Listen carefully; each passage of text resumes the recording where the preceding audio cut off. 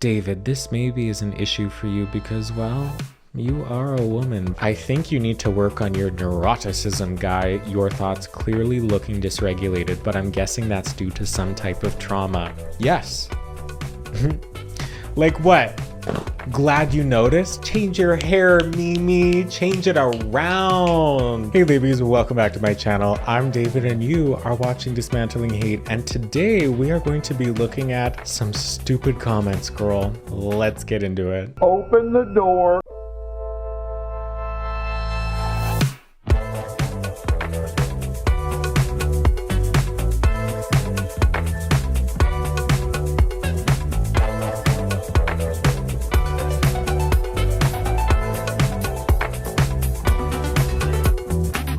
If you have not seen any of my videos before in this series called Dismantling Hate, it's essentially just me reacting to far-right extremism and challenging discriminatory ideologies. So think misogyny, religious fundamentalism, racism, homophobia, things of that nature. And I think that that kind of content really brings out the crazies, you know? And not to sound rude, but to sound rude. So we're gonna start off strong. Two things you need to know. Number one, the grammar, spelling, and syntax of these folks is often garbage, but we're not surprised. The next thing is that the usernames are always just the most ridiculous thing. If you got numbers and it's not just like a 99, maybe the year that you were born with, I can get on board. But if we got a slew of numbers in there, that's not it. First up, RS-MU9er. Yeah. Sure, that makes sense. I live on a farm. I have seen hundreds of animals come and go. I've only ever seen male and female animals. How are humans different? Strong start. I've definitely been getting more comfortable kind of messing with these people because how are humans and animals different?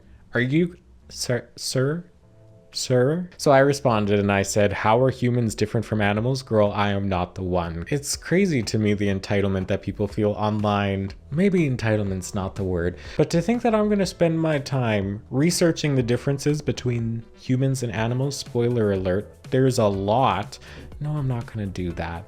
But they responded very quite soon and they said, are you saying you're unsure of the difference between humans and animals? Also, I am very much a man. So I noticed this comment, I would say probably at like 3 a.m. right as I was going to sleep. And my response was a little bit spicy. In response to them saying, also, I am very much a man, I responded, that surprises no one. It's true, I'm not surprised. Yeah, because my cows only come in male and female. How come humans are different? Well, there's a few reasons, but I'm not gonna explain them. That's not what we're here. I love it, it's wild. Okay, and like so many people make a comment and then I will respond to it, but they never respond to my response. And like, of course they don't have to, but you would think that if they were so invested, right, that they would come back to see what a creator would have to say in response to their stupid comment, but no, most folks don't. And I think that just shows that they're only there for that quick hit of dopamine of being hateful to somebody online. It's not necessarily hateful either.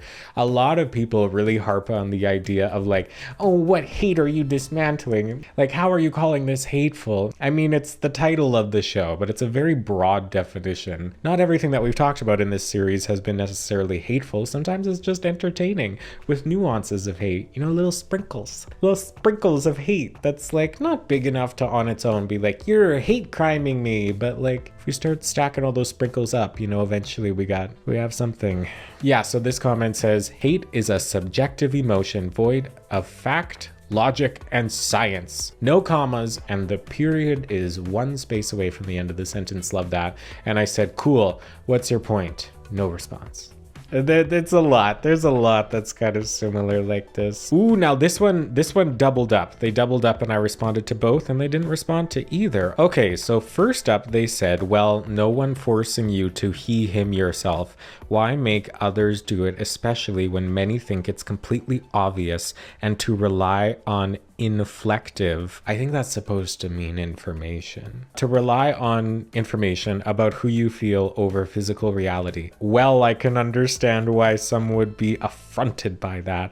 If you don't try to understand other people's positions and why they feel that way, you'll never grow and change and develop into a more developed individual and not just a libs of TikTok stereotype. And I don't know if you know this libs of TikTok idea, but like these, you've seen these people that are like the angry lefty who's losing it, and like, you said something homophobic to me and now I'm gonna scream in your face. And while I don't condone homophobia, obviously this is episode 75 of Dismantling Hate, but I think that when you have a disproportionate response, especially when things get emotional, then you become this stereotype, this libs of TikTok stereotype. I know that I'm not that stereotype because I don't sit here and yell. I don't fly off the handle. I actually have discernment when I sit down and film these videos. And sometimes I do agree with small pieces of what some, in my opinion, otherwise pretty hateful creators say. So it's interesting that they're just classifying me as a libs of TikTok stereotype when there's actually a lot more to me than just being a wokey soy boy, you know? So I did respond and I said, I think it comes down to who you spend your time around. I wouldn't make the choice to surround myself with those who don't use my correct pronouns. I don't react and rarely correct strangers when they he, him me. Sure, I look like a man, but we can be developed further than physical appearances. There's so many arguments against they, them pronouns, and so many people harp on the idea that they, them is multiple, and how does that work? And like, that's not grammatically correct. Like, at the end of the day, why can't I do what I want? And I can do what I want because David, they branding, I use they, them pronouns pretty regularly. But for me personally, I don't have anybody in my inner circle that he, hims me. If I'm in Costco and somebody says sir or he, him, because I have had so much practice using they, them pronouns, I usually don't respond. And sometimes it comes off as rude, but I'm like, oh, sorry, my brain is actually not primed to respond to sir and he, him, because that's not how I feel. So that's the biggest response, I guess, that I give in opposition to he, him pronouns from strangers in public. But I'm not going to stand there and make a scene and say, oh, it's they, them. I don't think I've ever corrected a stranger before because I don't care. I only care about my pronoun use when it comes to folks that I care about. And if you're not going to respect my pronouns, I don't care about you.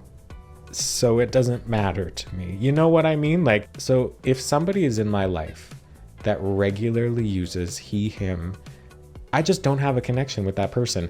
And I almost view my pronoun use almost in a way to like bring folks into my world and to be closer to me as a human being. It's a way to build connection with other folks. Not that dissimilar to that of like a nickname per se. I just don't think it's that deep.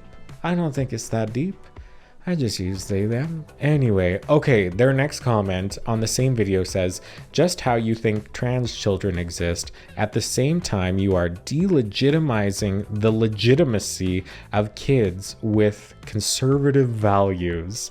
Don't you see how it goes? B-O-R-H. Ways. Yeah, now this is ill-informed, and my response to this was, political values are a choice and gender is not, so no, it's not the same thing.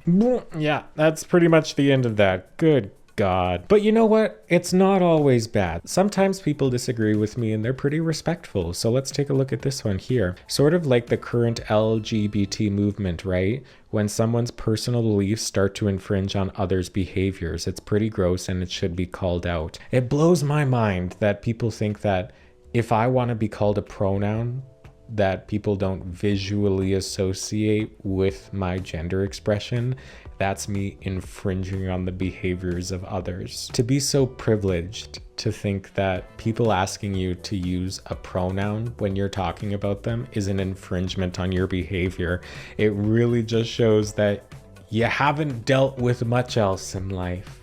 In my opinion, and it stands to reason that it wouldn't be true for everybody, of course, but if that's the biggest source of infringement on you as a human being is a stunning woman on the go with a beard who wants to be called they, them while sitting in a full face of drag makeup, like, honey, We've lost the plot. But this interaction actually went pretty okay. So I responded again and I said, how does queerness infringe on others' behavior? And they responded and said, oh, that is not that part that begins to infringe on others' behaviors. It's the changing of language to suit people's feelings. It's when people start getting fired or sorry, these lashes are really getting to my vision. Good Lord. It's the changing of a language to suit people's feelings. It's when people start getting fired or facing other sorts of backlash for misgendering people regardless of the intent. Now this is interesting, right? If somebody in a professional setting used he, him for me by accident, I don't care. I would politely bring them in. Like if we have a professional relationship, right? I would say, hey bestie, I use they, them pronouns. So if you don't mind, love, I'll go with they, them. That'd be great. Awesome.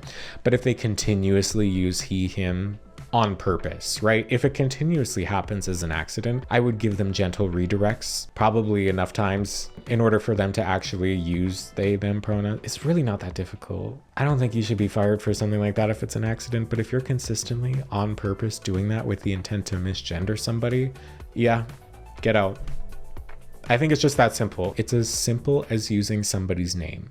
If you were using the wrong name for somebody on purpose just to antagonize them, that's bullying. That's bullying if that happens consistently over time. So I responded and I said, I'd agree that some folks react to misgendering in a disproportionate fashion, as those sensational examples often fly around online. If I concede and agree with you that gender identity is just a feeling, what does that prove in your view? That people use words to describe themselves based off of feelings? Is the self-selection the part that infringes on others? I don't understand. I've been saying that quite a bit recently, is saying I don't understand, and usually people really come back with that. So he responded and he says, well, no, at least in my personal view of it, people are allowed to refer to themselves any way they see fit. It only starts to infringe on others when they believe everyone should refer to them as such. Okay. I think the problem starts when people go from just being content with who they consider themselves to be in their own personal life and start to let those personal beliefs or feelings spill over into all their social interactions. Like, I fully understand when you have this certain belief or feeling about yourself and others just don't see it that way, how painful it can be. But in most cases, our personal feelings or beliefs just don't align with the reality of the situation. And just as much as we are allowed to feel those ways, others are allowed to not have those feelings we have. So within this movement is where I'd say most of the infringement starts. You can choose to just let it go and move on with your day, being content with yourself and your life. Or, like a lot of examples bouncing around the internet today, you can try to force those around you to adhere to your personal feelings and beliefs of who it is you feel you are. Like, I understand to want to have your feelings validated, but random people in life or the internet don't owe us that. I would agree and say that strangers don't owe us that, but like the kind of language of like the reality of the situation. Like, oh, what's the reality of the situation? Is the reality of the situation you talking about my genitals? Like, what's the reality of the situation? Is it biological sex that people are harping on? Like, why would somebody use they, them to refer to me? Because you hear my deep voice and see my beard, and then what? It's about sex characteristics? Is that where all of this is going, right? Like, and I said, well, I don't fully agree. I think I understand where you're coming from. It's definitely a nuanced discussion and I appreciate your comments. And they said, I appreciate the conversation and yes, that's totally fine. We're allowed to disagree on things. Have a nice day. If all of my interactions went this well, that would be great. So you have people coming to the conversation with nice comments like that. And even though that person didn't agree with me, I appreciated it. This next one here was on the Blair White video and they said, she's right about everything and it pisses you off. And I responded, you got me, gal. And I said, didn't take much to figure it out. People are just, it's funny to me. A lot of people really harp on this idea of viewership, and viewership is a part of the equation, of course. I'm also like, I'm brand new. Like, are you new here? Yeah, that's me. I'm new and I'm making a go of it, gals. Like, I'm out here a stunning woman on the go, making a go of it. So a lot of people make comments like that. Nobody's watching. That says a lot. Like, yeah. And I responded and I said, so you're nobody? Maybe they didn't even watch. That's something too. I feel like a lot of people look at the thumbnail and the title and don't watch the video and leave a comment anyway, or they watch the first like 40 seconds and write a comment, which is fine. It is within your right to be dumb. I don't know. Let's do 5 more. We'll do a 5 more countdown. Oh my God, I forgot about this one. This one was so weird. I don't think this haircut looks quite good in you. Oh. Sorry, what? You'd look even cuter with something else. And then I said, okay, what cut would you do? And then my girl Antoinette chimed in, Dream Girl Trucking, and she says, really? Okay, but I loved it. Antoinette is Captain Save-A-Ho out here. She's really trying to help me. And then they said, just let it grow out. You're a long hair kind of person. Wait a minute, is she calling me a woman? Is she calling me a woman? Pin that, because there's another one coming. That's just, anyway, no, I'm getting ahead of myself. And then I said, ha ha ha, I appreciate the gender inclusive language, because she did say person, she didn't say man, which I liked. And then she came back and said, so are you gonna stick to this haircut or live to become the gorgeous Rapunzel you deserve to be? Like, that's weird. That's weird, right? Parasocial who? You can have your opinion, but to like come back on it like 3 times and be like, change your hair. Change your hair, Mimi. Change it around. Okay, so 4 more. This one was on a religious video and somebody said, Jesus loves you. And I said, is that a drag queen? I don't know her. Just true. I don't know Jesus.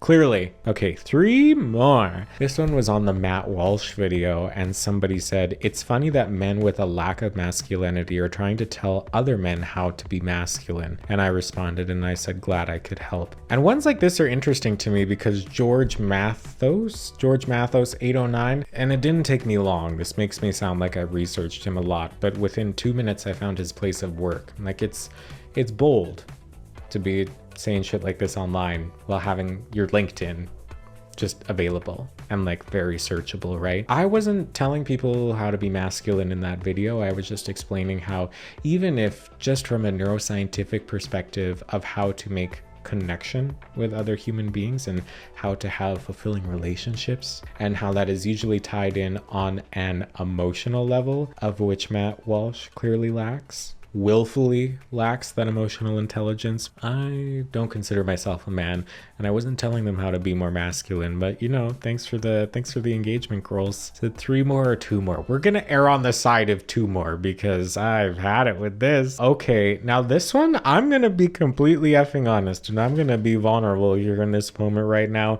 So this one says, I think you need to work on your neuroticism, guy. Your thoughts clearly looking dysregulated, but I'm guessing that's due to some type of trauma. Yes. Like what? Glad you noticed. And people can be like stupid and hateful or whatever, and it doesn't really matter to me, but like, that's true. That is true. And a big part of why I started a YouTube channel, a big part of why I'm engaging in things like Dismantling Hate, is because I want to be comfortable on camera having these harder conversations. Yeah, I thought about this one for a while, but then I landed on the idea of, well, that's also now who I am. And that's my personality. Like, my comedic effect and the way that I present myself in order to be funny, entertaining, and yet maybe with a little bit of spice of activism in there. That's who I am as a person, and that's what I have to bring to the table. And honestly, my sense of humor is my favorite thing about myself. So yes, that might have been influenced by trauma, but it's also who I am now, and it's damn entertaining. Even if people don't find it entertaining, hell, I find it entertaining. I watch my own videos. Maybe we'll take that to therapy. I don't know if I've mentioned it recently, but I am a Master's of Education student, more than halfway through at this point. Very excited. Oh, it's a lot of work. And my specialization is neuroscience. So yeah, it's a little like there is a really big overlap there, but it's not everything. And it's not solely due to unaddressed trauma. It's not how that works, Pratik. It's wild to me that people feel entitled to a reply too. Like, I usually will give one response to people and then that's all you get from me. But a lot of people are like, sometimes they'll double up and say like, how come you aren't responding? And like, I see that you don't respond to comments when people own you. Okay, yeah. I'm also a human being with a lot of things to do. I'm not here sitting on YouTube Studio every moment of the day looking at hateful comments. Here's the last one, gals. Are you ready? This one's so funny to me. Kieran's Back says, David, this maybe is an issue for you because, well, you are a woman, but as men we have been given a gift of a logical mind in which we can control our emotions. Sadly, women don't have this gift. We need to show gratitude and learn how to master our emotions for the greater good of ourselves and humanity. Misogyny is a word that should only be reserved for the like of Ted Bundy and not Matt Walsh.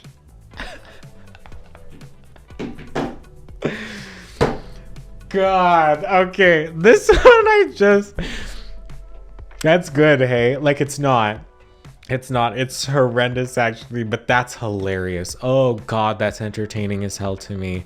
It's like, well, yeah, of course, David, you're a woman. Like, that's hilarious to me. That is so, that's funny to me. And like, yeah, men have the gift of logic and women don't.